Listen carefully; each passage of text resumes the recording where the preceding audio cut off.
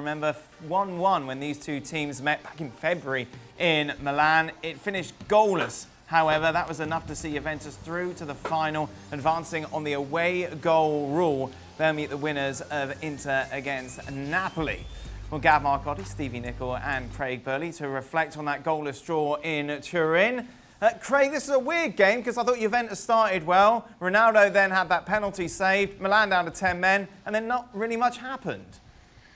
There was nothing weird about it. It just was an extremely low standard of game. And maybe that's to be expected after the lockdown. Look, Milan came to hit Juventus on the sucker punch on the counter. That was clear even with 11 men.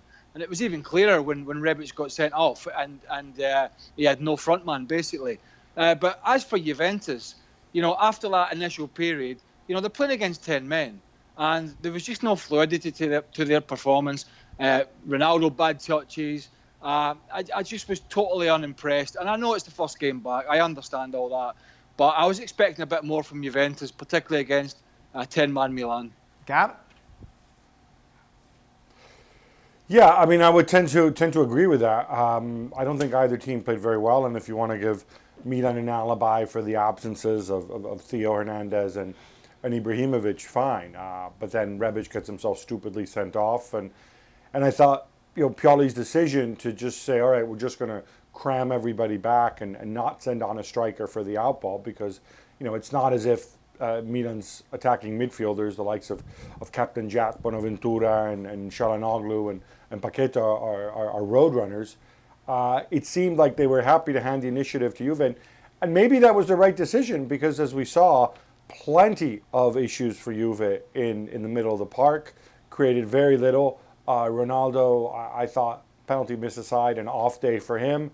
And Douglas Costa showed that, unless he's going one-on-one, he contributes very little. So I think a lot of work for Sarri to do. And, let's hope business picks up. Juve then far from their best today, Stevie. How much do you give them pass, given the fact they haven't played for 3 months? Well, I think you have to give the players a bit of a pass, and you can't expect them to be sharp. You can't expect them to be 100% physically at it. So on both sides, you have to give them that.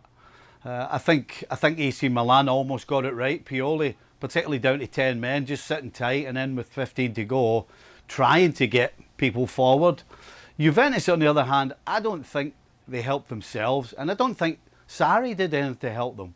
Listen, when you're playing against 10 men, at least you can push forward and stop the opponent getting out. Every time, particularly a goal kick, is a good example. They stood off and let Donnarumma roll it to one of the centre-backs. That, to me, is just dumb. That's not being smart. And you can't even blame that on not being fit, because what that does is that actually saves your legs. You just take a step forward before the goalie's going to take it, and he has to kick it. That to me is common sense coaching. And Sarri, well, there was no common sense coaching. So I think a lot of the problems are down to Sarri. What do you make of Ronaldo today, Stevie? I don't want to be harsh on him, but I did have a chuckle. And I believe it was the 55th minute, he had a race with Kjaer.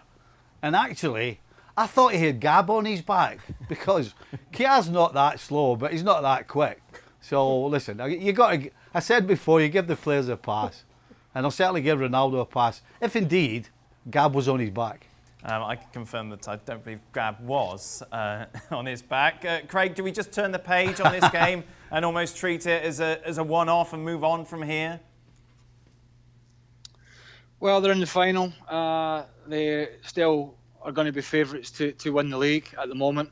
But clearly, Sarri has some issues putting all the chess pieces in the right positions. There's no doubt about that. He's still trying to figure it out. He was trying to figure it out properly before the lockdown. He kind of sussed a few things out, but it looks as if the lockdown certainly hasn't helped. And the guys are not fully fit. I understand that, but he does look, and he has talked about it, he does look as if he's trying to figure out a way to get everything revolving around Ronaldo in terms of that final third of the field. And it's a bit of a problem. Gab?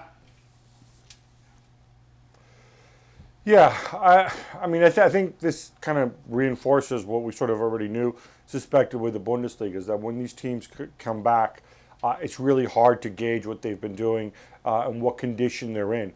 All we heard about the reports coming out of Juve since they went back into training was, oh, Cristiano's so fit, he works so hard, he's best shape of his career. Dybala totally unaffected by the 6 weeks he spent with the coronavirus and quarantine. And yet, you saw in a game like this, those guys weren't as sharp, I thought, physically and athletically as they should have been. The midfield obviously didn't help them because that was horrendous. But I think it does go to show that, going forward, I think we can almost kind of forget a lot of what we thought we knew from the earlier part of the season. Thanks so much for watching ESPN on YouTube. And for more sports highlights and analysis, be sure to download the ESPN app. And for premium content and live streaming, subscribe to ESPN Plus.